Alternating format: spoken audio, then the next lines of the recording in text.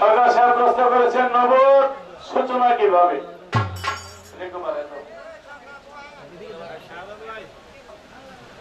আমার আল্লাহ বলে কুনতু বাইনা মাগফিরাতান আওয়াতান ওয়া ফাকালাতুল খালাকাতুল লিরুফা, আমি আল্লাহ গুপ্তরত্ব স্বরূপে ছিল মহাদেবের বাগানে। বিকাশ সবার ইচ্ছা হলো তার সৃষ্টির সূচনা করে সর্বপ্রথম নূর তাজেল্লাহ নূর মুহাম্মদকে। আমার নবী সৃষ্টি হয়ে যেতে লাগলেন লা ইলাহা ইল্লাল্লাহ, লা ইলাহা ইল্লাল্লাহ, লা ইলাহা ইল্লাল্লাহ। নাই কোন মাবুদ আল্লাহ নেই। আল্লাহ কয় মুহাম্মদ রাসূলুল্লাহ, মুহাম্মদ রাসূলুল্লাহ, মুহাম্মদ রাসূলুল্লাহ। আমার কোন বন্ধনে মুহাম্মদ আমার নবী সাজদা দিয়ে বলে গেলেন আল্লাহর কুদরতি চরণে। ভক্ত যদি সাজদা দেয় গুরুর চরণে, গুরুর চোখ নজরটা পড়ে ভক্তের পৃষ্ঠ পড়ে। সাগরের মধ্যে যেমন তুফান হইলে ঢেউ হয়, ঢেউ হইতে ফেনা সৃষ্টি হয়, তেমনি আমার নবীর নুরানি বদনে ঢেউ। এটা কি কোন জগতের মানুষ? আমি কিছু বললাম এই মানে চা নিয়ে খাবে। তুমি যদি গানের মধ্যে আল্লাহ নবীর আবার তো কথা শুনে না তো ভাই আমাদের চা। হ্যালো, আপনি দেখে যান যাত্রা শেষে, আপনি যান না কে? আপনি যান এখানে লাইন এলো মোহাম্মদ রেখে জিকিরে ভাবে ছিলাম হইতে চা হইতেছে না ভাই, যার যাত্রা দিয়ে খাবে। হ্যাঁ তুমি বসো বসো, গান শোনো। কি বলতেছিলাম?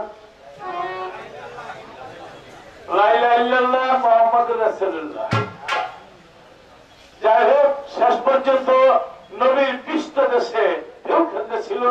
ঢেউ থেকে হলে ফেনা সৃষ্টি, ফেনা হইতে হলে মোহরে নবুয়তের সৃষ্টি। নবীর বাম কাঁধের আড়ালে সবাই একবার ভক্তি সহকারে চুম্বন করে। এই তো মোহরে নবুয়তের সৃষ্টি হলো। মোহরে নবুয়ত কি? নবী শব্দের তো হিমাহত, রাসূল শব্দের অর্থ দূত, আর মোহর শব্দের অর্থ সিল মোহর। বাংলাদেশ প্রেসিডেন্ট তিনি একটা সিল মাইরে দিচ্ছে, উনি প্রধানমন্ত্রী। এই সিলটা কিন্তু প্রেসিডেন্টের লাগে। উনি স্বরাষ্ট্রমন্ত্রী। আপনি ইউরোপ আমেরিকা যেখানে যান, উনি স্বরাষ্ট্রমন্ত্রী, উনি বাণিজ্য মন্ত্রী।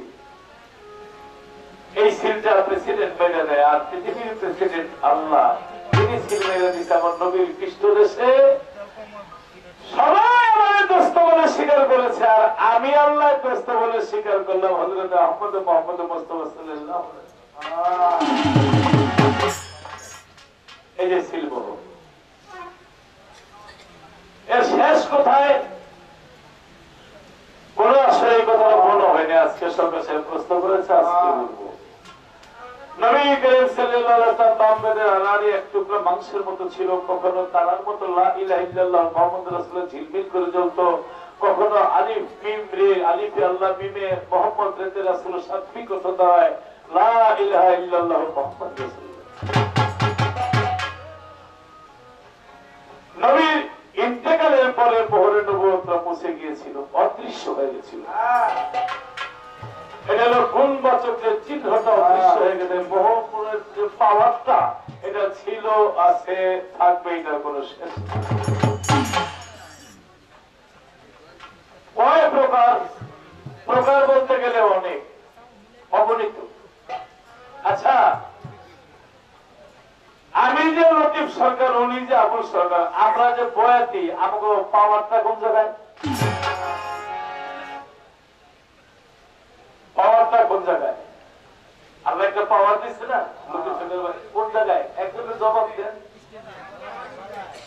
আলহামদুলিল্লাহ, গলার সুরটা এইটা আছে বলে আজকে লতিফ সরকার, আবুল সরকার, এটা পাওয়ার আল্লাহ দিয়ে দিচ্ছে।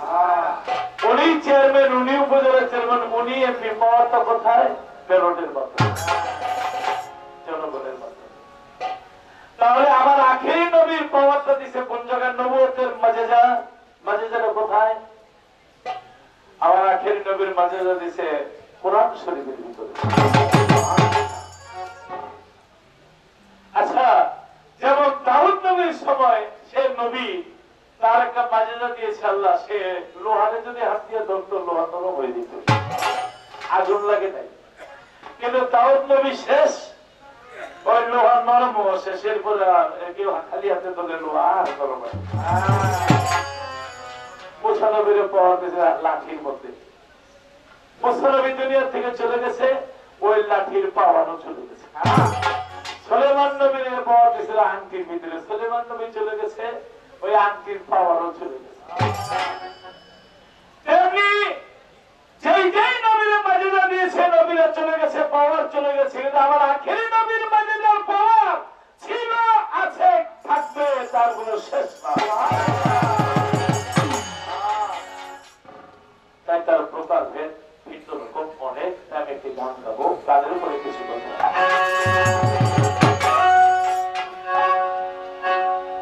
আমার আল্লাহ দিয়া দয়াল নবী গো, ও আমার আল্লাহ দিয়া দয়াল নবী গো, ও তো খেলছে খেলা গোপনে, কে জানে গো কে জানে প্রেমিক দিনে, প্রেমিকের প্রেমের কথা বল ভরসা, কে জানে গো কে জানে প্রেমিক দিনে।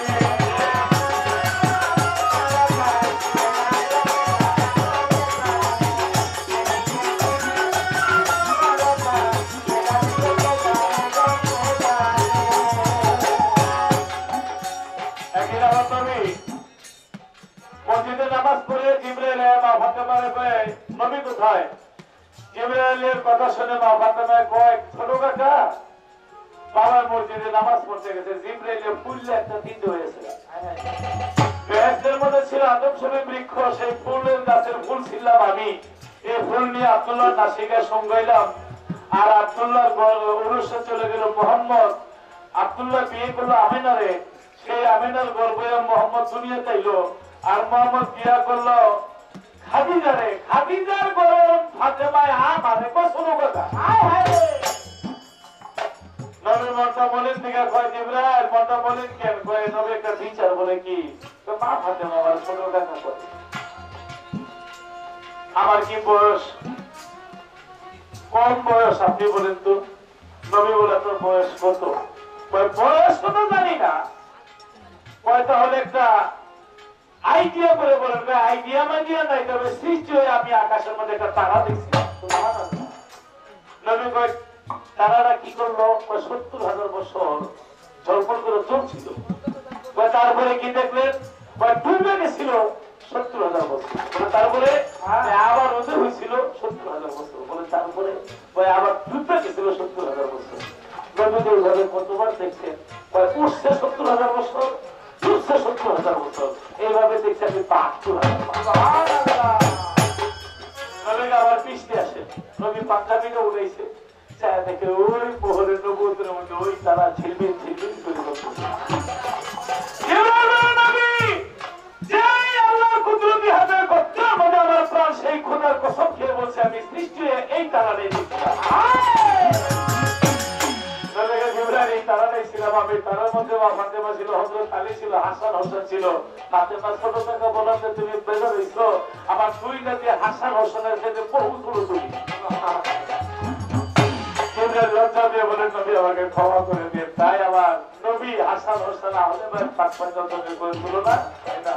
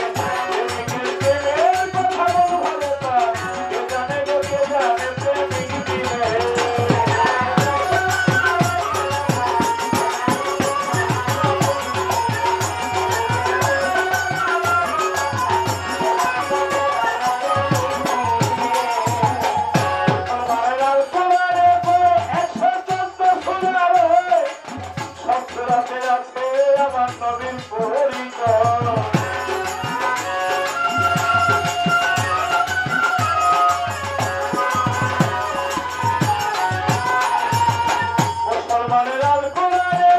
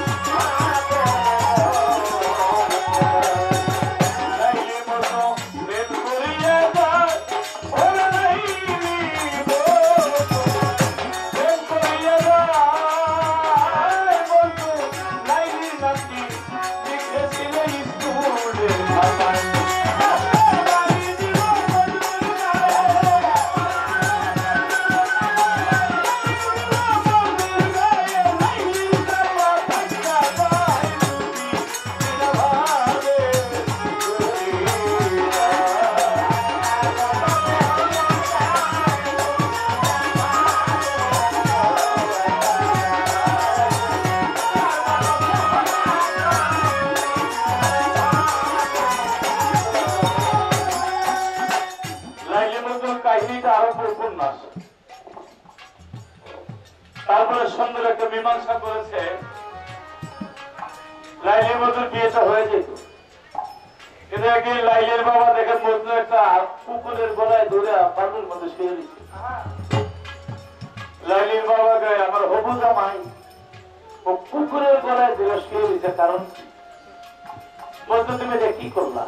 মজনুরের বাবা, এটা আমার লাইলির বাড়ির কুত্তা, ওর কাছে আমি লাইলির গন্ধ পাই। লাইলির বাবাকে হায় হায় মায়া দিয়ে দেবো, কয়েকদিন পরে পাঁচশন করে বিলাই কুত্তা শিকার নিয়ে হইয়া তারপর খালি করবো লাইলির গন্ধ পাই। আমার মাইয়ার খবর বলবো ভাই, পাগল পাগলও গেছে কোনোদিন পরে মায়া বিয়ে দেওয়া যায় না, বিয়েটা ভেঙে গেল। লাইলিকে পিঞ্জর দিয়ে বেঁধে রেখেছে, একদিন পিঞ্জর ছিঁড়ে প্রেমের টানে চলে গেছে মজদুর কাছে। মজদুর কাছে গিয়ে লাইলি গান গায়, কি গান? লাইলি তোমার এসেছে ফিরিয়া, আকি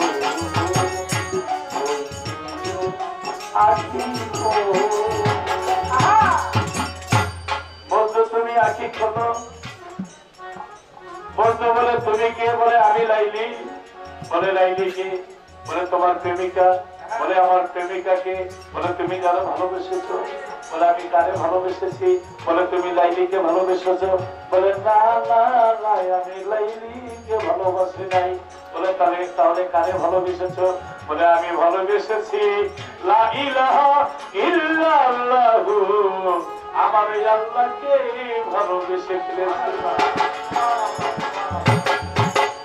লাইলি কয় আমার প্রেমে পাগল হইয়া তুমি আমাকে ভুলিয়া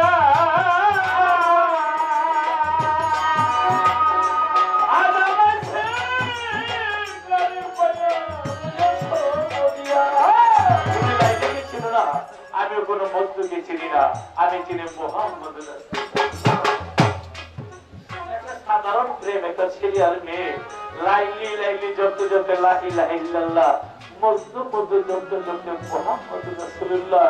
তাই যারা দয়াল আশেকারের ভক্ত, তারা দয়াল বাবার সাহিত্য সাথে যারা ভালোবাসে, এই দয়াল বাবার সাহিত্যের মাধ্যমে আপনি আমার রাসূলকে পেয়ে যাবেন। রাসূলকে যে পাইবেন তাকে আল্লাহ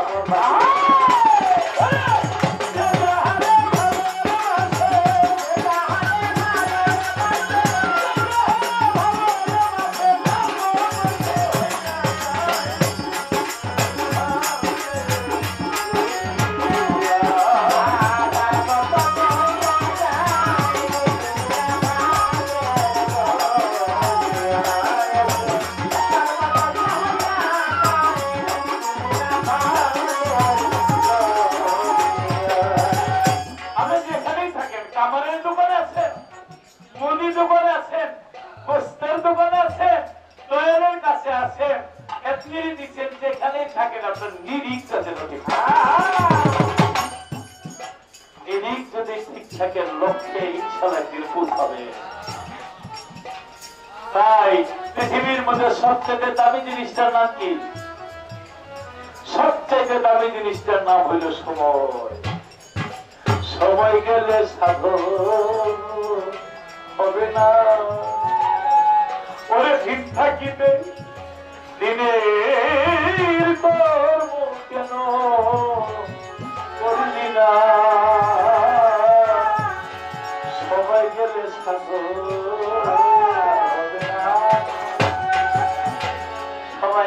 পাথর আর হবে না। যেটা বসে মনের হলসে জ্বালায় মনের পথে আসো গৃহে তার দেখিবে না দৃষ্টিতে প্রদীপ পাতি। আপনার সময় থাকতে দিন চলে গেল, এমন সময় কাছে গেলে, এমন সময় রুগী ডাক্তারের কাছে যায়, ডাক্তারেরও পড়ার কিছুই থাকে না। এখন দেহে যৌবনকার, যুদ্ধে যাওয়ার শ্রেষ্ঠ সময় না।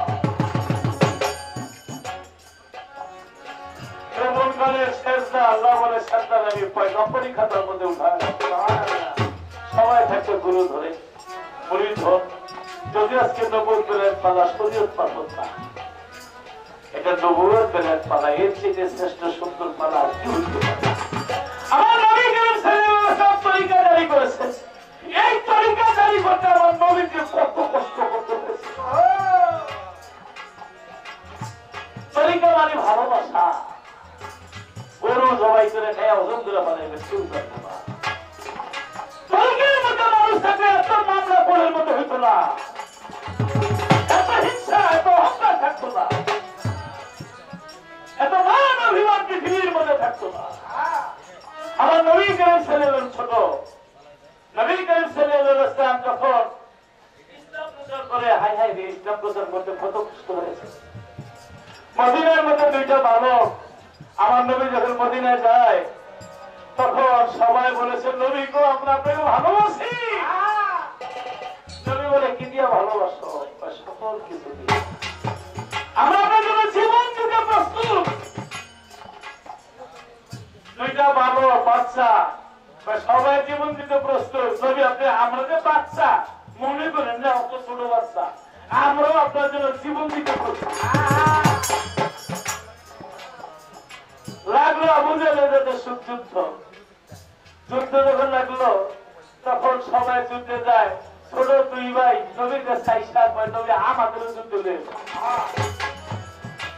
বড় যেটা ওইটা যুদ্ধের মাঠের মধ্যে মোটামুটি টিকছে, ছোটরাই টিকে না। ছোটরাই টিকছে, মাটি দিয়ে উঠা পড়ে দাঁড়াইছে। নবী মুসকে মুসকে হাসছে, তুমি তো টিকছি যুদ্ধের ময়দানে, তুমি যাই না। নবী গো আমার টিকছি বইতেছেন, আমার বড় ভাই যুদ্ধে টিকছে, ওর লোকে লাগাইছেন আমার। নবী গো তুমি যুদ্ধে যাইবা কেন? যুদ্ধে যাবো কেন? আমরা শুনছি আবু জাহেল নাকি আপনারা মারতেই পরে একটা কবুল দিয়ে দেবে। আমার নবীরে মারবো? হ্যাঁ, আমার নবী কথা শুনে হাসতে চোখের পানি ছিল। তাহলে চলো, না আমার বড় বেলে লাগাই দেন, এমনি এমনি নিয়ে দেন না আমার পাওয়ার কত লাগো। আমরা যারা খেলাধুলা করি, খেলার আগে একটু বুকে বুক দিলাই না, ছোট বড় কানে কানে গিয়ে তুই তো টিকে গেছিস। আমার টিকা সুযোগ দে, কেমনে জানা দিলি হইয়া বলবি আচ্ছা ঠিক আছে। ধাক্কা দিকে বড় শুয়ে পড়ছে, একদিন আমার পাওয়ার কত। তবে নবী একটা কথা কই, আমার মায়ের দেখছি রান্না করার সময় ছোট ছোট লাকড়ি গুলি আগে দেয়, ডালটা ধরে গেলে বড় নয় পরে। যুদ্ধের ময়দানে যাব, ওই আবু জাহেলকে হত্যা করতে গিয়ে যদি আমার মরণ হয়, আমার রক্ত দেখে হযরত আলী, আবু বকর, ওমর ফারুক তারা জ্বালে বেগুনে জ্বলে উঠবে, তাদের সামনে কেউ আর পারবে না। দেখছেন ভালোবাসা কাজে পায়। গেল যুদ্ধের ময়দানে দুই ভাই। আবু জাহেল যে ওর গোরানো অনেক বড়, তো আব্দুর রহমান আবার মদিনায় নবীর কাছে থাকে। রহমান মক্কায়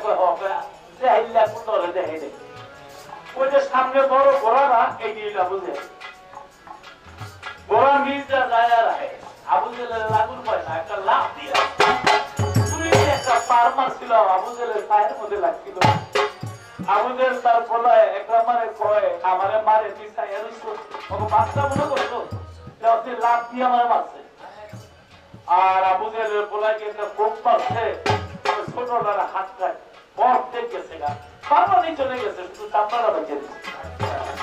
কিন্তু এই হাতটা ছুটাইতে পারে না, রক্ত ঝরতেছে। অবশেষে নিজের পায়ের মধ্যে পাও দিয়ে হাতটা ছুটেছে, রক্ত ধরতে ধরতে যখন মৃত্যু পথে চলে গেছে, বড় ভাই ছোট ভাইয়ের পরে তোর কোনো আশা আছে জীবনে? আমার কোনো আশা নাই, একটা আশাই আছে। আমার নবী যখন মদিনায় এসেছিল, সেদিন মনে করে বলেছিলাম, নবী আপনাকে জীবন দিয়ে হলো ভালোবাসি। আমার নবীর কাছে সংবাদ শোনাই দিও, আমি পৃথিবী থেকে চলে যাই, আমি দেখলাম আমার নবীকে মারতে এসেছে, আমি একটা কবুলে দিয়ে দিচ্ছি। নবী কথা শুনে চোখের পানিটা কথা এই জন্য বললাম, এর নাম পরীক্ষা, এর নাম ভালোবাসা। কত ভালোবাসা, কত প্রেম নবীর প্রতি সাহাবাদের ছিল। আমাদের মধ্যে অনেক জায়গায় গুরু থাকে, অনেক সময় কোনো না কোনো কারণে সমাজ বিপক্ষে চলে গেলে, অনেক সময় কোনো কোনো ভক্ত রোগে আমাকে আর থাকার দরকার নাই, এনে থাকলে আমরা অভিজ্ঞতা করতে পারি, বলতে পারে না? এরকম আছে না? আরে ভাই, মত দুনিয়াতে সেখানে মরতে হবে, সৌভাগ্যের মরা কয়জনের কোম্পানি চলবে? ওই যে নবীর প্রেমিকের মতো মৃত্যু, ওটাকে মৃত্যু বলে, ওইটাকে বলা হয় এই বাড়ির মতো উলিয়া কারখানা। কি সুন্দর উরুষ হচ্ছে, অনেক ধারণযাত্রা, অনেক কিছু আসতে পারে। কথাটা বললাম, যারা ভক্ত আসে, যারা আছে, কোন কোন সময় দেহের রক্ত দেওয়া, জীবন দেওয়া, এর চেয়ে শ্রেষ্ঠ মৃত্যু আর পৃথিবীতে হইতে পারে না। আর মূল বিষয় হল সৃষ্টি করেছে, সে মানুষের মধ্যে যদি ইস্ক না থাকে, তাহলে দুনিয়াতে আইসেরও ভালো যাইবে। ওই যে মানুষ বানাইল আল্লাহ,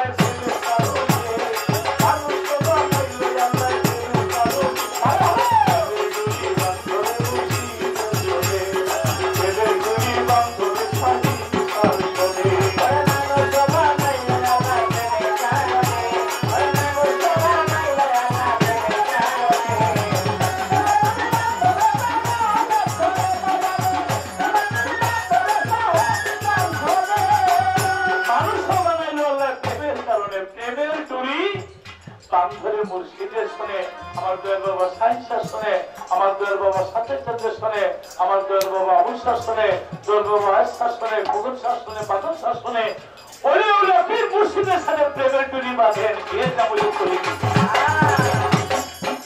আমি আর আবুল ভাই এই আসলেই গত বছর এই নবুয়ত প্যালেস গেছিলাম। আমার মনে আছে আমি নবুয়তের পালায় ছিলাম, আবুল ভাই প্যালেসের ডুবে গেছি। আজকে একই পালা। তো দয়াল বলেছে, আমি বলছিলাম যদি কমন করে যায়, কোন কথা বলে গেছি, একটু চেষ্টা করবেন নতুনত্ব বা একটু ব্যতিক্রম বলার জন্য। তো ব্যতিক্রম কি আছে তা জানি না, হাদিস কোরআন নতুন কিছু বলতে পারবো না, তারপরে যতটুকু চেষ্টা, একটা আইডিয়া, যে এই প্রস্তাব মনে হয় আমি করি নাই।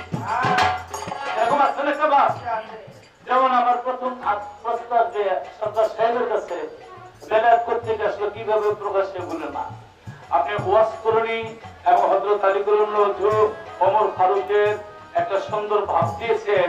আমি জানতে চাই, রুহানি জগতে ওয়াজ করুনি ছিল ডান দিকে, হযরত আলী ছিল বাম দিকে, কিন্তু দুনিয়ার মধ্যে আইসা হযরত আলী চলে গেল ডান দিকে, ওয়াজ করুনি চলে আসলো বাম দিকে। তার ভুল ব্যাখ্যা।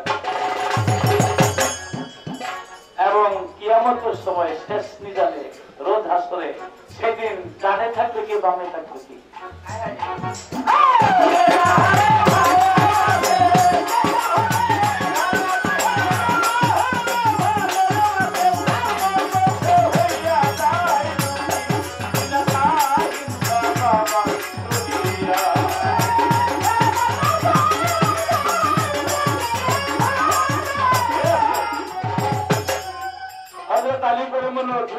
দুনিয়ার মধ্যে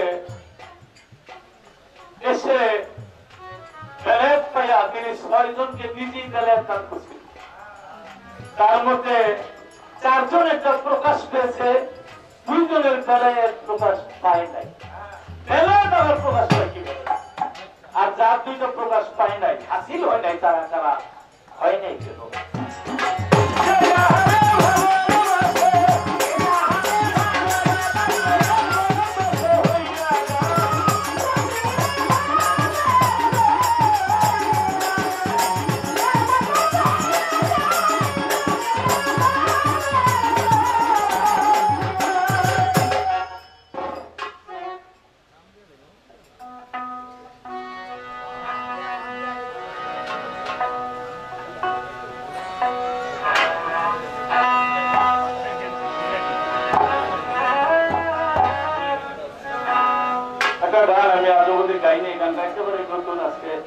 মরতে যাচ্ছে, জানি না কেমন হয়, গিয়ে দেখি। যদি বাবা সেবা না করো ভাই, মায়ের সেবা না করো ভাই, বাবা ঘরে ছাদের হইলে কোনো ফায়দা নাই। যদি না ওই বাবু হইলে কোনো ফায়দা নাই। যদি বাবা সেবা না করো ভাই, গুরুর সেবা না করো ভাই, ঘরের ঘরে ছাদের হইলে কোনো ফায়দা নাই। যদি না ওই বাবু হইলে কোনো ফায়দা নাই।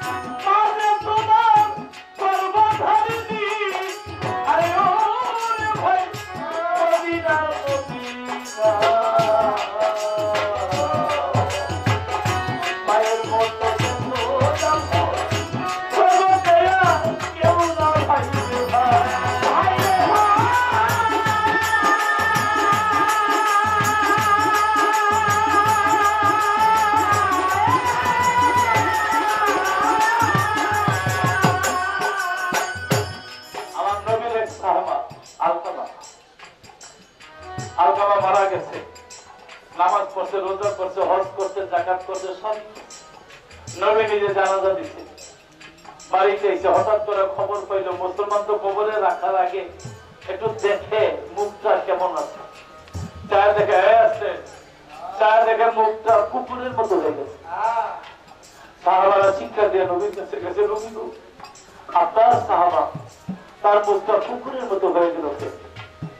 আমার নবী তো বিশ্বকে তিনি বুঝে ফেলেছেন অবশ্যই কোনো বাবার মনে কষ্ট হচ্ছে। তার তো বাবা আগে থেকে চলে গেছে, মা আছে। চায় দেখে মা ঘরের মধ্যে দরজা লাগিয়ে বসে আছে। নবী গিয়ে দেখে মা মা মাগো দরজা খোলে। মা বুঝে ফেলেছে নবী কেন এসেছে। নবী বলে মা আপনার ছেলে মারা গেছে, আপনি দেখবেন না? মা বলে দেখবো না, বলে তো দরজা লাগিয়ে বসে আছি। বলে মা ছেলেকে কেন দেখবেন না? বলে নবী গো ও আমার গর্বে 10 মাস 10 দিন ছিল, নিজে না খাই ওরে খাওয়াইছি। আর পাও দুইটা ছিল আমার কলিজার সাথে, কত লাঠি ও গর্বে থেকে আমারে দিছে। কিন্তু তারপরে প্রত্যেকটা মা খুশি, বাচ্চা তো নিজের সন্তান, কিন্তু হাতে মেয়ে তেল মাইকা সন্তানকে বড় করছে। বড় হইয়া বোর কথা শুনিয়া ও যেই গর্বে 10 মাস 10 দিন ছিল আমার এই পেটের মধ্যে নবী গো, আমি বড় কষ্ট পেয়েছি, আমি ওর দিকে তাকাবো না। নবী বলে, মা আপনার ছেলের চেহারা কুকুরের মতো হয়ে গেছে, তার নাম দুজকের মধ্যে লিখে রেখেছে আল্লাহ, আপনি ক্ষমা না করলে তার মুক্তি নাই। মা বলে, নবী আমি ওরা ক্ষমা করবো না। তখন আমার নবী ছিল বিশ্বের জ্ঞানী, সাহাবাদেরকে বললেন আলকামাকে নিয়ে আসো। আগুন জ্বালাই দিচ্ছে, বলে ওরা আগুনের মধ্যে পুজো দাও। ঘর থেকে মা শিক্ষা দিয়ে কয়, নবী গো, আপনি বলেছেন কোন মুসলমান আগুনে পোড়ায় না, আপনি আমার ছেলেকে পোড়াবেন কে? নবী মনে মনে একটু মায়া লাগছে। নবী বলে, মা আপনি যদি ক্ষমা করে দেন আমি ওরা পোড়াবো না, আপনি ক্ষমা না করে পোড়াই দিব। যখন আরো আগুনের কাছে আসছে তখন মার বোঝার বাকি নাই যে আমার নবী চায় আমি আমার ছেলের ক্ষমা করে দেই। কারণ যত পাপী হোক, কোন মায়ের সামনে মুসলমান তার মায়ের সামনে সন্তানকে পোড়াবে পৃথিবীর কোন পাহাড় সইতে পারে। আমার মা বলে, নবী গো, আমি তারা ক্ষমা করে দিয়েছি, আপনি পৃথিবীতে ঘোষণা করে দেন কোন সন্তান যেন কোন মা বাবাকে এইভাবে করতে। তখন আমার মা ক্ষমা করে দিয়েছে। আমার নবী দেখে তার নামটা আল্লাহ জান্নাতুল ফেরদাউসের মধ্যে লিখে দিয়েছে। বলে সুবহানাল্লাহ।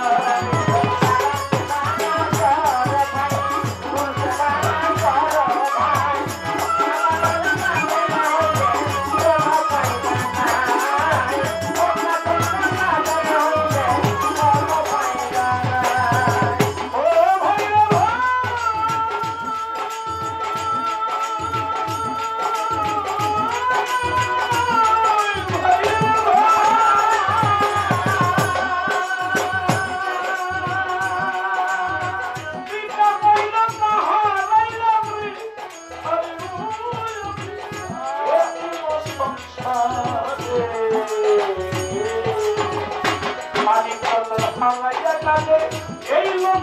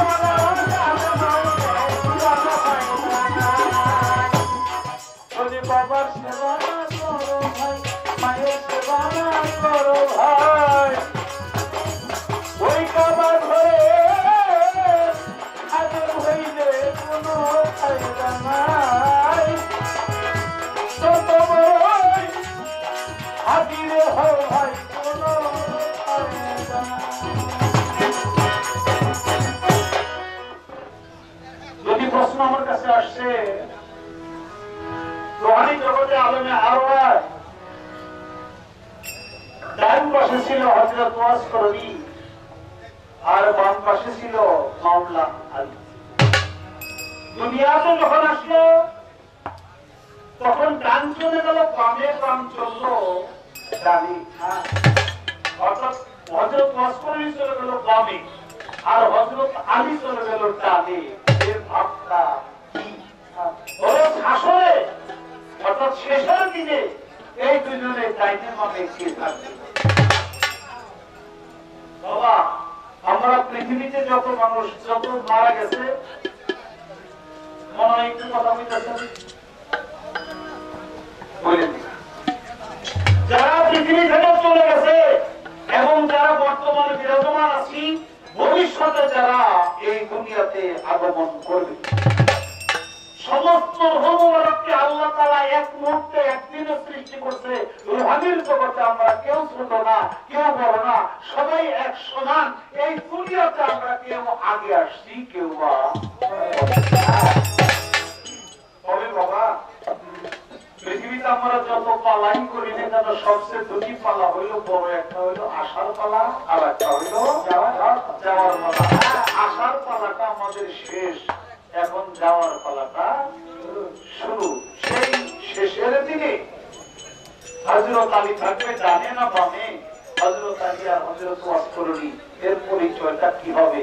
এই ধরাধামের যে পরিচয়টা, এই পরিচয়টা কাল হাসরের ময়দানেও বিরাজমান থাকবে।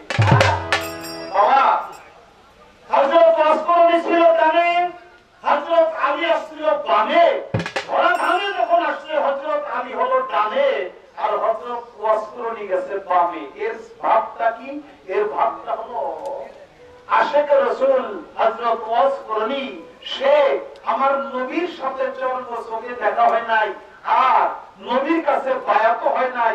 যদিও আশিকে রাসূল আমার দয়াল নবী যখন দুনিয়া ধরাধাম থেকে সে পথটা নিল আর বেলায়েতের ধারা যখন জারি হয়ে গেছে, মাওলা আলী হয়ে গেছে বেলায়েতের সর্দার, আর আশিকে রাসূল হযরত ওয়াস করণী তিনি যায়া মাওলা আলীর হাতে হাত দিয়া বায়াত গ্রহণ করেছে।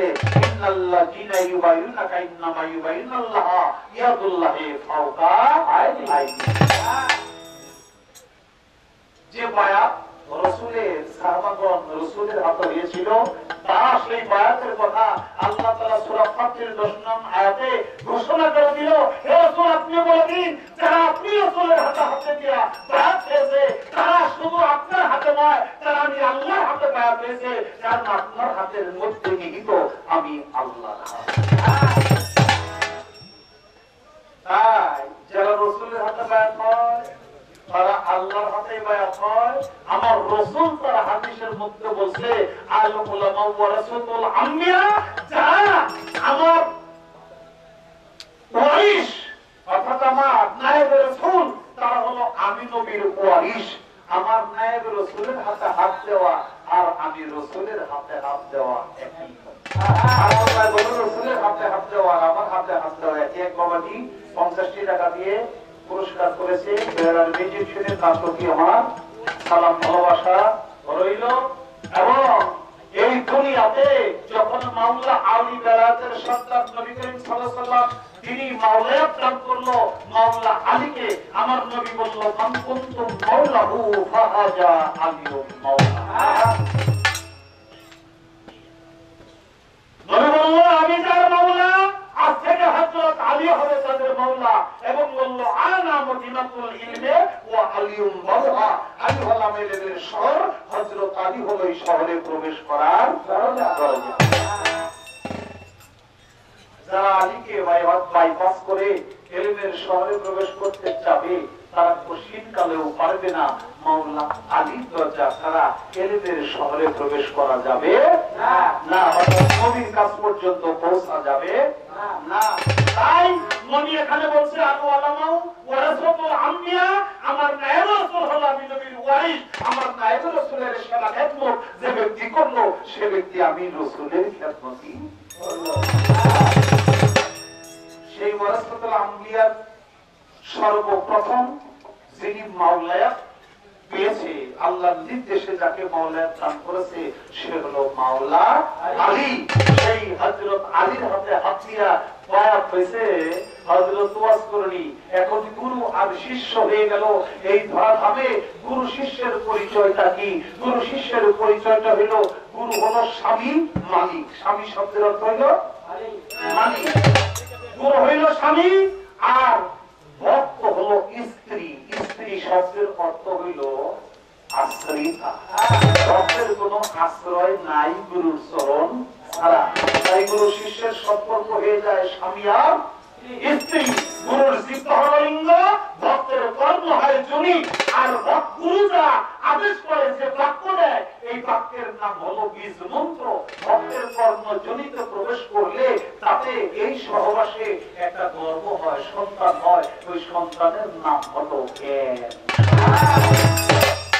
বাবা যিনি গুরু হয় তিনি হলো স্বামী। স্বামীর অবস্থান কোথায়? কোন দিকে?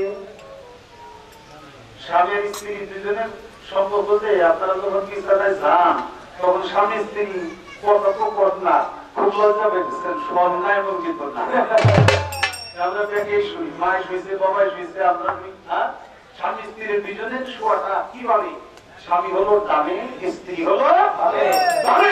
তাই হাসল খালি হয়ে গেছে গুরু বেলায়েতের সন্তান, তার হাতে হাত দিয়া যখন নাকি হযরত ওয়াজ করি বায়াত হয়ে গেছে। হযরত ওয়াজ করি স্ত্রী, তার আসন হলো বামে, আর মাওলা আলী হলো স্বামী, তার আসন হলো ডানে। আর কাল কিয়ামতের ময়দানে, হাসরের ময়দানে ওই অবস্থাতেই থাকবে। অর্থাৎ ডানে হলো গুরু আর বামে হলো গুরুর ভক্ত। আমি কথাটা বলে দিলাম, তারপর আরেকটি কথা আছে, আমি সেখানেও জবাব করবো। আগে একটা গান করি, তারপরে আমার একটা কথা মনে হয়ে গেল বাবা। সেই কথাটা হলো নবী শব্দের অর্থ বার্তা হোক আলহামদুলিল্লাহ।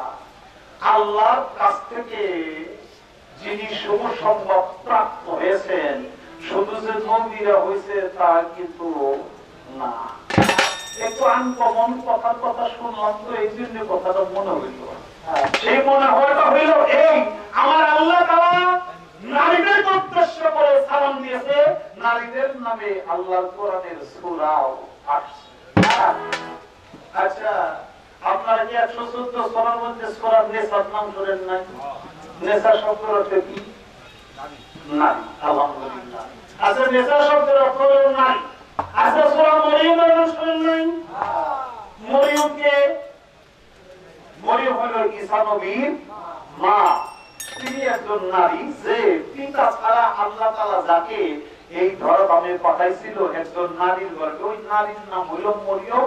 মরিয়মের নামেই আল্লাহ তাআলা একটা সূরা পাঠাইছে। তারপর নবী করিম সাল্লাল্লাহু আলাইহি ওয়াসাল্লামের বিবিগণ তাদের কাছে আল্লাহ তাআলা সালাম পাঠাইছে। জিবরাইল আমিন এসে সালাম দিছে, মরিয়মের কাছে সালাম আসছে। অথচ মেয়েরা কোনদিন নবুয়তি পায় নাই। যে আমি আমার ভাইজানের কাছে একটুখানি আলাপ রাখতে চাই।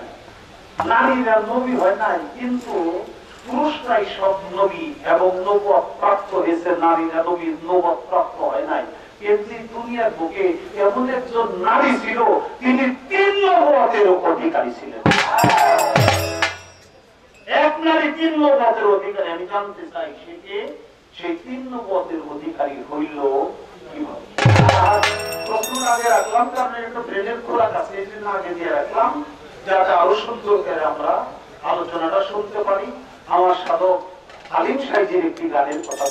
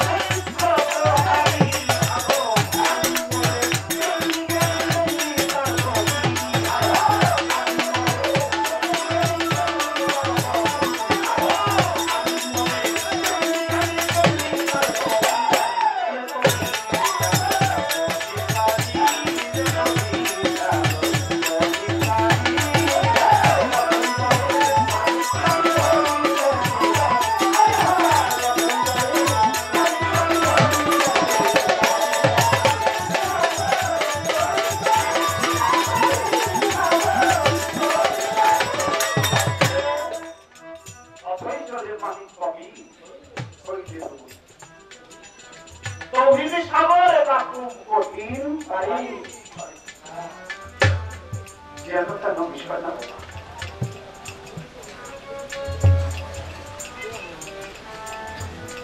সাধক কালীন সাইজে তার গানের মধ্যে বলল যে চিনেছে জোয়ার ভাটা তার তরিকতে সাঁতার কাটা বেলায়তে মালের কোঠা সেই নদীর গম্ভীর চলে সাগর ত্রিধাতে নবতার বেলায়তে প্রেমের ধারা গোপনেতে যাইতে বসল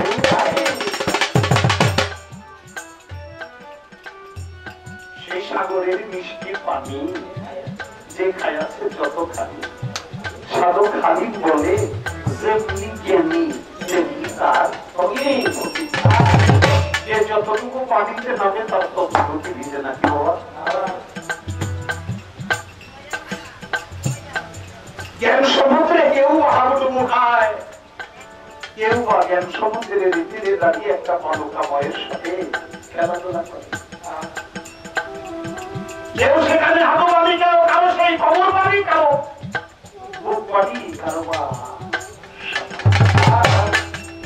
যার যতটুকু জ্ঞানের গভীরতা তার ততটুকুই ভিজে ততটুকু সে বলতে পারে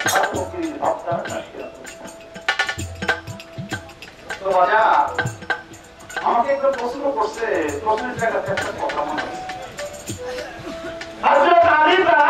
আলীর মাধ্যমে যখন নাকি বেলায়েত ধারা শুরু হলো মাওলানা জারি হলো হযরত আলী তার অসংখ্য ভক্তদের মাঝে 6 জনকে তিনি খেলাফত দিলেন করছে তার 4 জন প্রকাশ আর 2 জন হলো অপ্রকাশ রূপ এর কারণ কি তারা কারা একজন হলো ইমাম হাসান আরেকজন হলো ইমাম হুসাইন আরেকজন হলো হাসান বাসরি আরেকজন হযরত ওয়াইস করণী এই 4 জন প্রকাশ তারের নামে তরিকা সিলসিলা চলমান জারিয়ে থাকে কিয়ামত পর্যন্ত থাকবে আব্দুল্লাহ ইবনে আয়াস উমাইল ইবনে জিয়াদ এই দুজনকেও খেলাফত দিয়েছিল এই দুইজনের বেলায় তারা প্রসারতা লাভ করাইতে পারে নাই ঘটাইতে পারে নাই কারণ ওই যে সাধক খালিদ তার গানের মধ্যে বললো সেই সাগরের মিষ্টি পানি যে খেয়াছে যতখানি সাধক খালিদ বললো যে দিকে তেমনি বাবা কেউ কেউ আছে তারা খুব ভালো বোঝে তারা জনকে বুঝাইতে নিজেরটা নিজে বুঝে নিজে করতে পারে কিন্তু সে আরেকজনকে যে বোঝাবে লাইন পাঠাবে সেই কর্মটা সেই দক্ষতা থাকে না তেমনি আব্দুল্লাহ ইবনে আয়াস এবং উমাইল ইবনে জিয়াদ এই দুইজনও তার উপযুক্ত হয়েছিল মাওলা আলীর কাছে সাধনা উত্তীর্ণ হয়েছিল তাদেরও খেলাফত দিয়েছিল কিন্তু তাদের স্রোতধারাটা তারা চলমান রাখতে পারে নাই অর্থাৎ গুরু কর্মের মাধ্যমে তারা যে বিছন রোপণ করে যাবে যে বিছনে নূতনত্ব ফসল দিতে থাকবে সেই বিছনটা তারা রোপণ করে যায়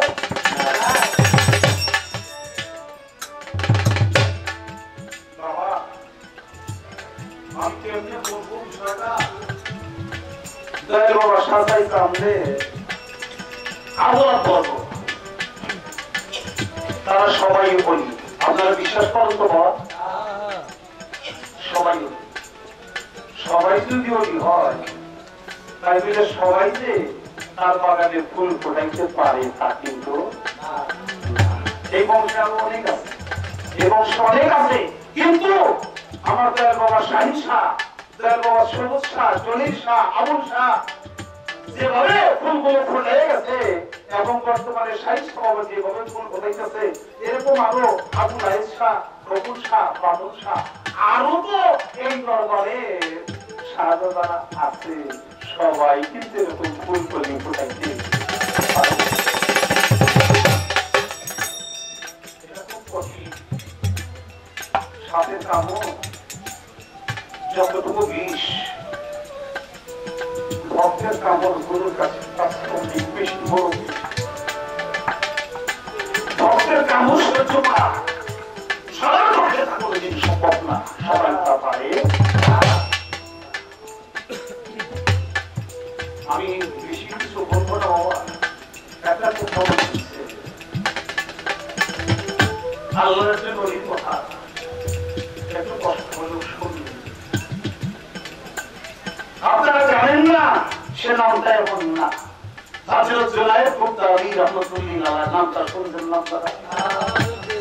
এই নামের সাথে আমরা সবাই পরিচিত, যদিও চেহারাটা চিনি না, দেখি নাই অনেক আগে, কিন্তু নামের সাথে আমাদের সম্পর্ক পরিচিত আছে। হঠাৎ করে তিনি যখন ওই আগের একটা আকৃতি বাথরুম করতে গেছে,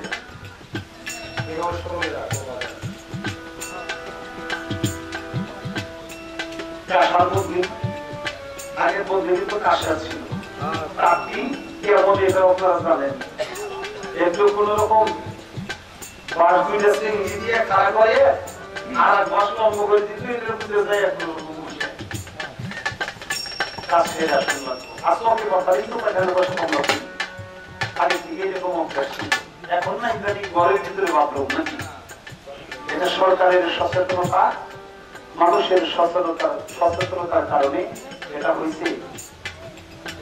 আমার আমলটাও এরকম অনেক অভিজ্ঞতা নেই,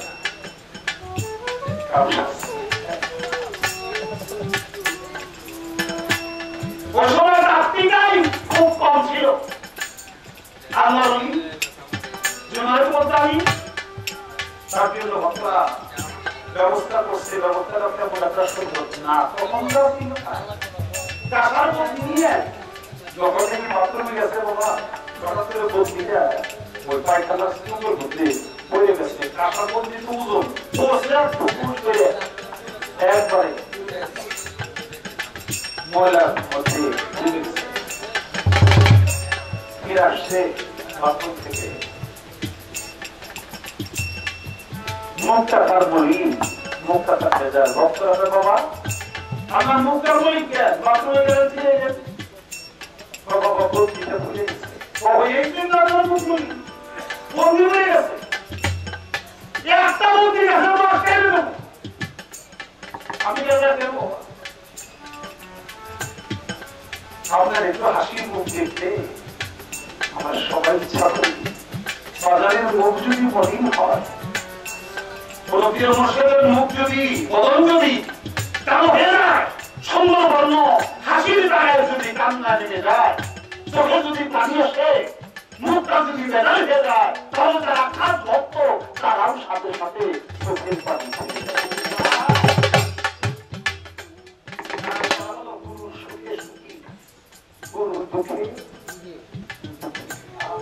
গরুকে হাসি দেওয়ার জন্য, গরুর একটু মুখের হাসি দেখার জন্য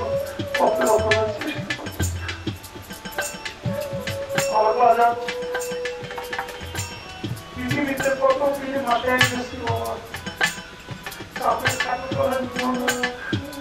আমার হাসি বাবার মুখের যে হাসিটা, আমি জীবনে এইরকম হাসি আর কারো মুখে দেখিনি। কত ভয়ে হাসতো, যত দুঃখ থাকতো আমার, কোন দুঃখ নিয়ে গেলে বাচ্চাদের হাসি মুখটা দেখলে সব দুঃখ হইলে আমার ভিতরে একটা আনন্দের ঢেউ খেত।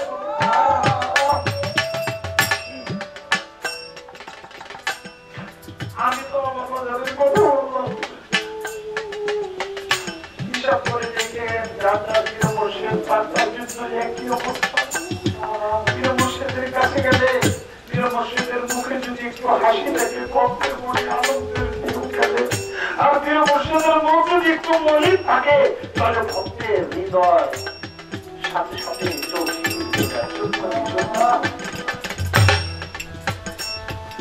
বলে বাবা একটা বন্যা হয়েছে, আপনার জলের গোটা কি বলবো বাবা, 10টা তোমরা এটা দিতে পারবো, ওর নামটা কি, ওর নাম বোধ না, ওর কারণ কি জানো, ও বোধ না মানে খারাপ না,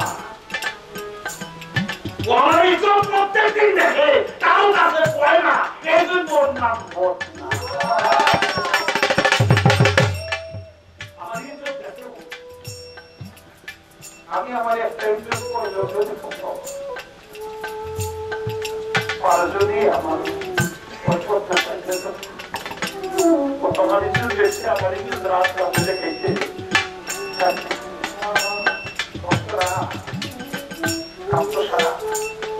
এই ময়লা তুলতে নাই না সম্ভব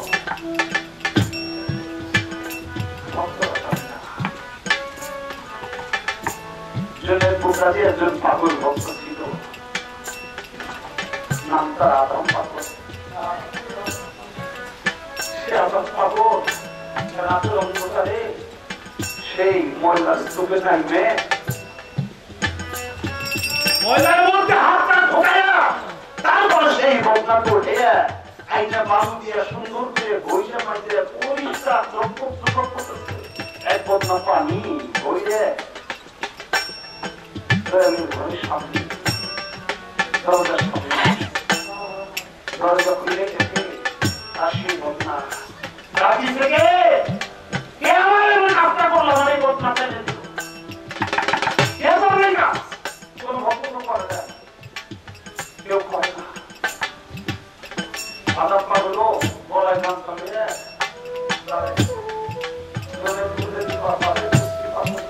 পাগলের তুই ছাড়া এই কাজটা কেউ করে না, পাগল তুই কাজ করতে তুই ছাড়া কেউ করে না।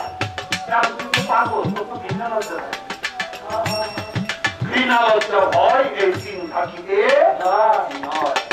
গুরুর কাছে ঘৃণা করা যাবে না, গুরুর যেটা সোজা করবে ওইটাই তুমি উৎকৃষ্টকে উৎকৃষ্ট মনে করে যখন তুমি ভক্তি ভরে তা পান করতে পারবে, আহার করতে পারবে, সেবা দিতে পারবে, তখন তুমি ওই গুরুর জোটাটাকে তুমি অমরত্ব লাভ। আপনারা জানেন হাজরত আলী যে খেলাফত দিয়েছিল হাসান বসরি আমার দয়াল নবীর একটু জুদাবানি পান করছিল, আমি সেখানে স্থাপন জুদাবানি পান করে সে এত বড় এত অধিকারী হয়েছিল, যে কারণে হযরত আলী তাকে খেলাফতে প্রতিষ্ঠিত করে খেলাফত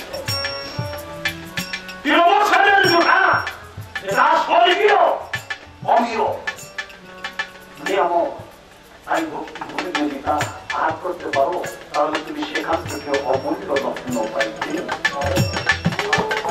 তাই বলছে ঘৃণা লজ্জা ভয় এই তিন ঘাটিতে বলে পাগল দিয়ে কাজ করতে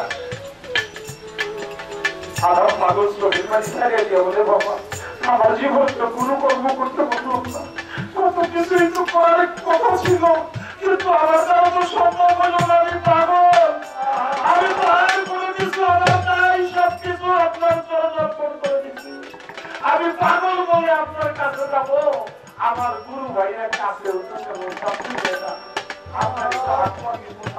আমি করবো কি?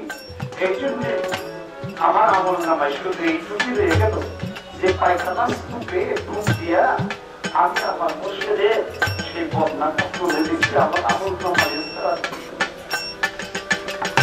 আমি জোনায়েদ মুক্তাদি বললো তুই যখন এত বড় কাজ করতে পারলি আমি তো আশীর্বাদ করলাম, তুই একদিন বাদশাহ দিয়ে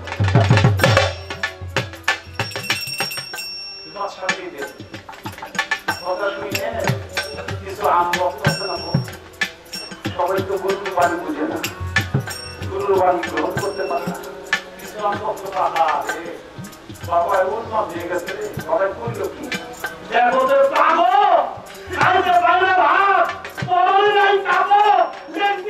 ঘুরে এ বিয়ে করবো এটা তো কোনো এমনি বিয়ে করবো না, আবার তার মধ্যে বিয়ে করবো পাঁচ ভাবে বাবা আর আশীর্বাদ করার জায়গা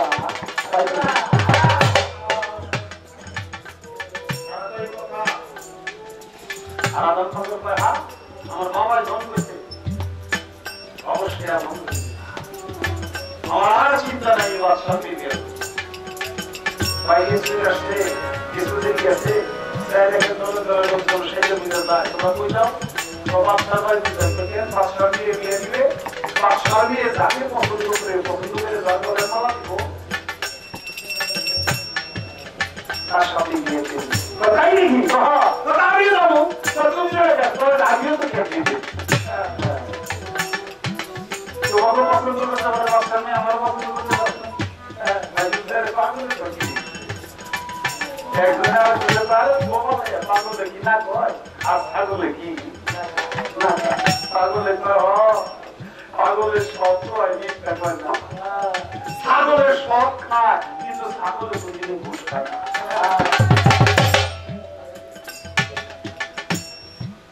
পাগলা করে ভালো কথা বলছে পাগলে দেখিব কথাটা তো সুন্দর বেশি ঠিক আছে পাগল হয়ে গেছে সবাই শাড়ি লাগাইছে আর পাগলাই বুঝে এসে হাত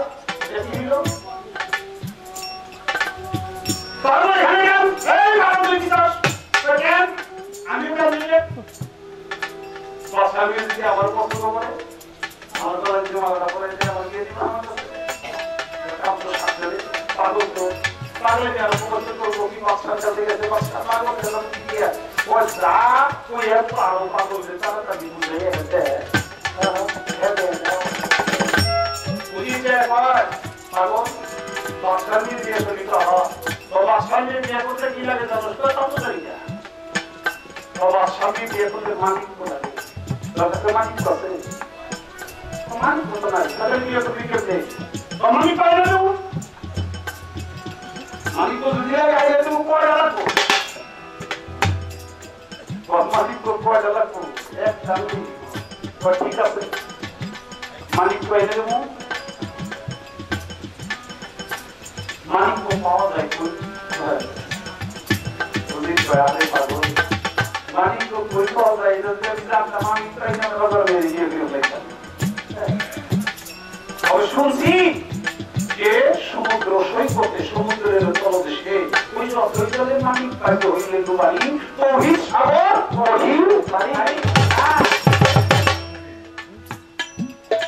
ঠিক আছে সাগর সেইটা বলবো সাগর সেইটা মালিক আছে শব্দের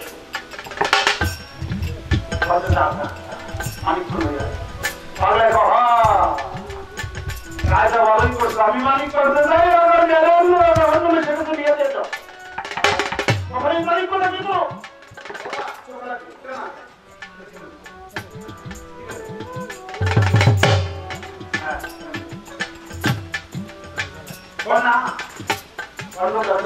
মালিক তো ধর্ম নিতে তোমার কাছে পেয়ে দিব কাছে লিখে দাও পাগল তারা দাঁড়িয়ে ভালো দেখে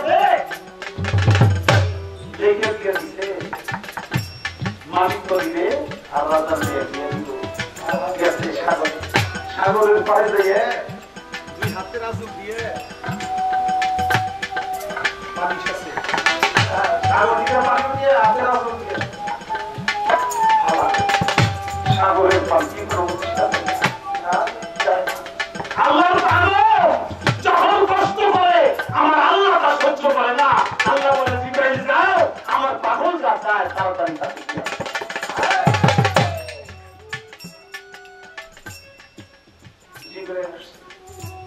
আসলে বলে পাগল কি বলো তোমার সাগর সেটা বলো মালিক পছন্দ করে মালিক করছে নমুনা সেই সাগর সেটা দরকার না এত কষ্ট করবে গাড়ির মালিক তো দিয়ে দিই তাই তো মালিক তো দিলে আমার সাগর সেটা দরকার দিয়ে যাও মালিক রাজার দরবারে মালিক আমার কাছে দিয়ে দাও জোরে দিয়া পরীক্ষা করে দেখে যে সত্যি মালিক এই মালিক পাগলায় পাইলে যেন তো পাগল না আর মালিক কোথা যাও এই যে রাজার মেয়ে কথা শুনে দোতলা থেকে ধাপ দিয়া আত্মহত্যা করছে কান্নাকাটি রোল করে গেল বাদশাহ এসে বলে পাগল রে তুই মালিক তো দিয়া কি করবি আমি যাকে তোর কাছে তুলে দিব সে আর তোর মালিক তো দিয়াই কি করবো তুই এই মরা দাঁড়িয়ে কি করবি পাগল একটুখানি চোখ বন্ধ করে বলে রাজা মশাই আপনার মেয়ে দিবেন মালিক তো দিবেন কথা পেয়েছে মেয়েটা যেটা দিবেন না মোরা দিবেন তার সাথে তো কোনো চুক্তি ছিল না। আমাদের কাছে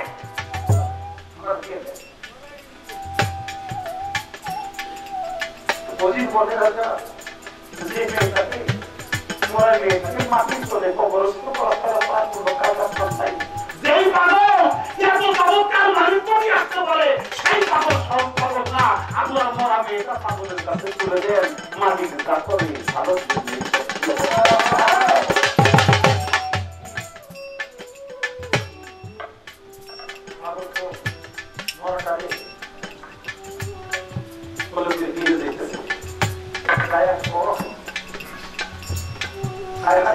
কি করবো কি করবো চলে গেছে জঙ্গল পাগলের জায়গা জঙ্গলে জায়গা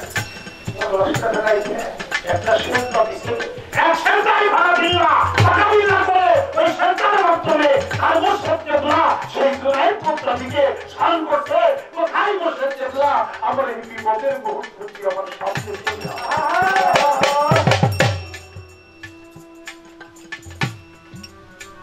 জোনাই পুত্র চলে আসছে। জোনাই পুত্র আসছে এরা পাগল তুই কান্দুসকে একটা চলে আসে কি লাইন যখন তুমি যখন বললে কি নামে তাহলে তুমি মরাটা দিলে একটা নবীন মরাটা দিয়ে আমি কি করবো? আমার খুব জোনাই পুত্রাদি বলবো পাগল রে তুই বুঝোস না, তুই তো পাগল তাই সব বুঝোস না। রাজার মেয়ে রে বিয়ে করা পাগলের কাছে বিয়ে দেয় এটা কোনোদিন সম্ভব? মালিক তো হাজারো বিয়েও কি রাজার মেয়ে কোনদিন পাগলের কাছে বিয়ে দেয়? যেটা থাকলে দিন না মরে গেছে সেই কোনো কাছে দিচ্ছে মরে গেছে লিখিত দিছে না মরলে কি রাজার মেয়ে কোনোদিন দিত? মরাটা দিন তো বুঝলাম মরাটা কি করবো পয়সা করে সঠিক লেসেনটা করবো তুই খালি বলবি কমবেন দিল্লা আল্লাহ হুমায় জান্নাত হয়ে যাও তোর মুখ আল্লাহর মুখ এক হয়ে গেছে তুই বলতেই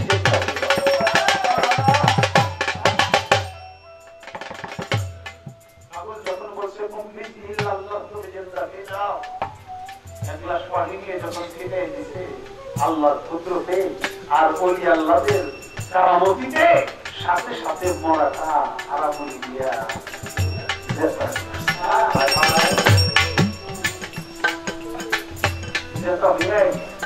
তার মনে পড়ে গেছে আমি আমি না মারা গেছি আমি পাগল বলে যে তুমি মরে গেছিলে তোমার বাবা আমার কাছে দিয়েছিল আমি আমার কেরামতের জন্য আমার মুর্শিদ কেবলার কৃপায় আমি তোমাকে জিন্দা করে নিয়েছি তাই এখন তুমি আমাকে স্বামী বলে গ্রহণ করবা। যে হ্যাঁ অবশ্যই যার কারণে জীবন ফিরে পাওয়া যায় তাকে স্বামী হিসেবে আর কোনোদিনও মান্য করা যায় না। সাথে সাথে সেই বনের ভিতরে দুইজনের বিয়ে হয়ে গেল, বনে বসবাস করতে লাগলো। রাজার মেয়ে থাকে বনে থাকতে থাকতে থাকতে থাকতে সেই ঘরে একটা ছেলে সন্তান হইল। ওই ছেলে সন্তানের নাম রাখলো ইব্রাহিম আবা। তিনি বলকের বাদশা ইব্রাহিম আদা, কারণ ওই বলকের বাদশা সেই বাদশার মেয়েটা বাদশার কোনো ছেলে ছিল না। বাদশার দিন হরিণ শিকার করতে দেয় যখন পানিতে বসায় কাপড় দেয় দেখে একটা তুলে ঘর দিয়ে বলে মারে কেউ আসনি আমাকে এক গ্লাস পানি দাও। পানি দিতে এসে দেয় দেখে মেয়ে দেখে বাবা দাঁড়ালো, বাবাই দেখে পানির গ্লাস দিয়ে তার নিজের মেয়ে দাঁড়ালো। সবকিছু শুনলো জানতো। অবশেষে তার মেয়েকে নাতিকে ঘরে ফিরে নিয়ে আসে।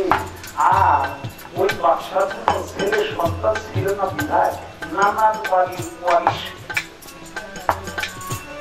ওই শিশুটা পেয়ে সে বলকের বাদশা হয়।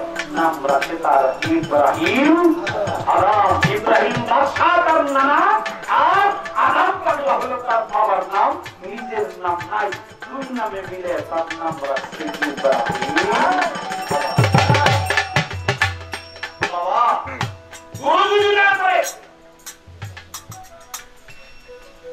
তাহলে অন্ধকারেও বাকি সেই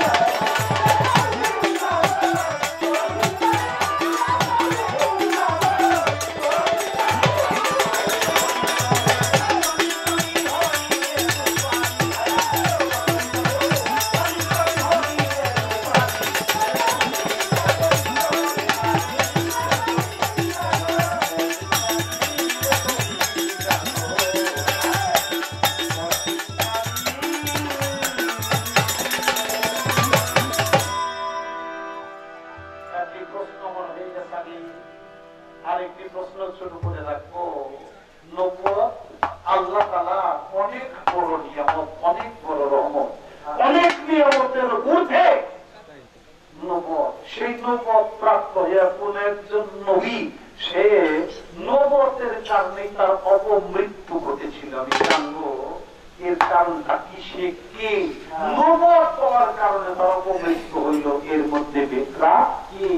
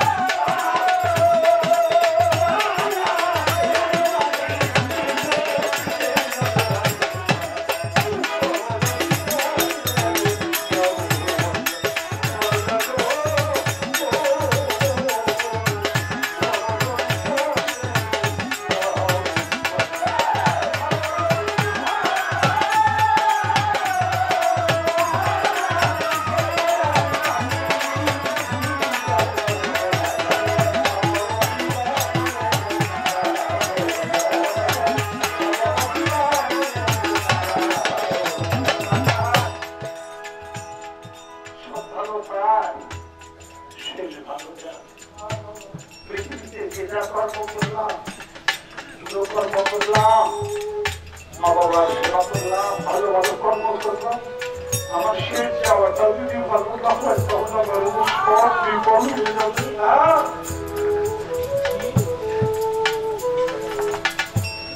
আমার ভাইয়ের মুখে যে প্রেম কাহিনীটা শুনেছি লাইনি বলুন, এটা আরো উপন্যাস। বাবা কত বড় সাধক যে এর মজনুকে বানানো হচ্ছে, কত বড় সাধক মহর্ষি, কত বড় সাধক, কত বড় ত্যাগী, কত বড় যোগী,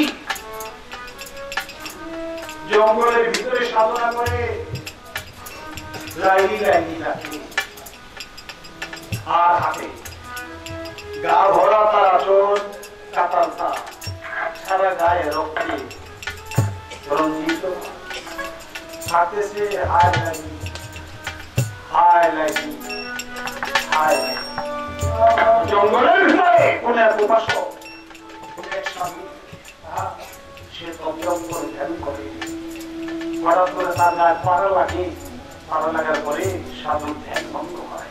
সাধু বলে কে তুমি সাধুর মনীষী, মনি ঋষির ধ্যান ভঙ্গ করে।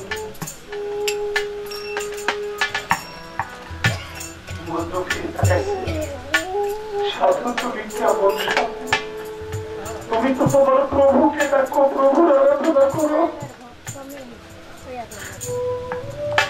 আমার পায়ের একটু পাড়া লাগিয়ে তোমার ধ্যান বন্ধ হয়ে গেল, আমার পায়ের স্পর্শে তোমার প্রভু ধ্যানটা তুমি ঠিক রাখতে পারলে না। সাধু চেহারা দেখে পাগল বন্ধু, তার গা বলা কাঁচা রাখো, রক্তে মিশ্রিত। পাগল তোর গায়ে এত কাঁচা, এত রক্ত, কয় আমি তো যাচ্ছে না, আমি আমার বন্ধুর জন্য পাগল হয়ে গেছি, আমার বন্ধুর ঘরে যাওয়া হয়ে গেছি। কখন যে এই গাছের আচর লাগছে, কখন যে কাঁটা দিচ্ছে আমি একটু টের পাই নাই, কারণ আমি তোমার লাইন দেবো।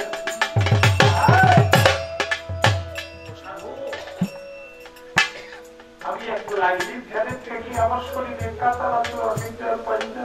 আর তুমি তোমার প্রভুর ধ্যানে নিমগ্ন থাকার পরেও আমার পায়ের স্পর্শে তোমার ধ্যান ভঙ্গ হয়ে গেল। তুমি কেমন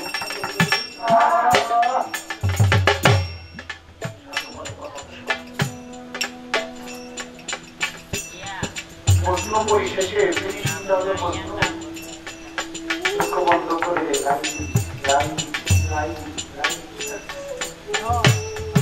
আমার আল্লাহ তাআলা আজরাইলকে পাঠিয়েছে, আজরাইল যাও তো তোমার পাগল একটু পরীক্ষা করে, আমার পাগলের সামনে যাও, তারে বলো তার গান কবজ করার কথা, মালিকাল মউত তার বিকট মুক্তি।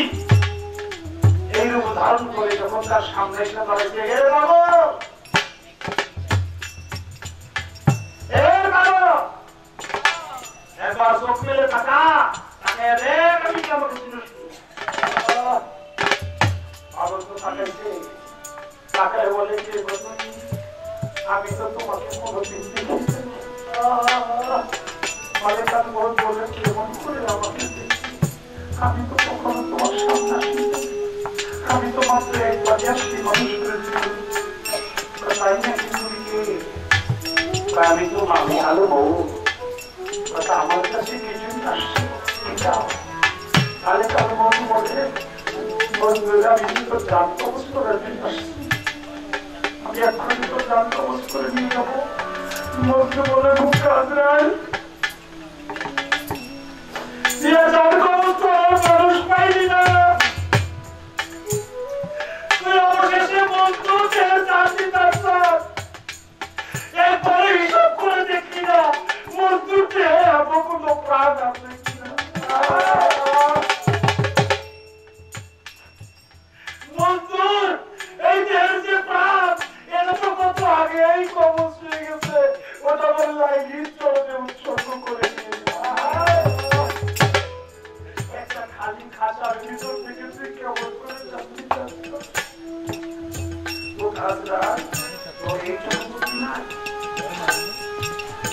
আজরাইল বলে মালিক আল্লাহ শুনছ তোমার পাগল কি কয়?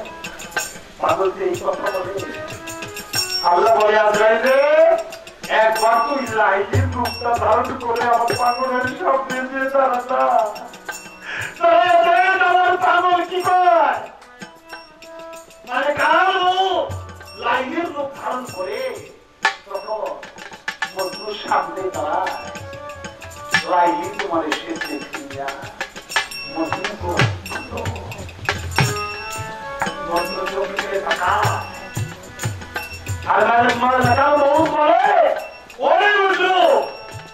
আমি যে তোর লাইলির রূপ ধারণ করে আসছি, আমি মালিকাদের বউ বন্ধু করে তুমি মুখে আসো।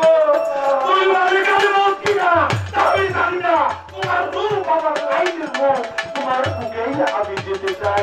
সাথে সাথে সেই মালিকার বউকে বুকে কান দিয়ে নিয়ে আমি তোর কোলে ঘুরে পড়বো।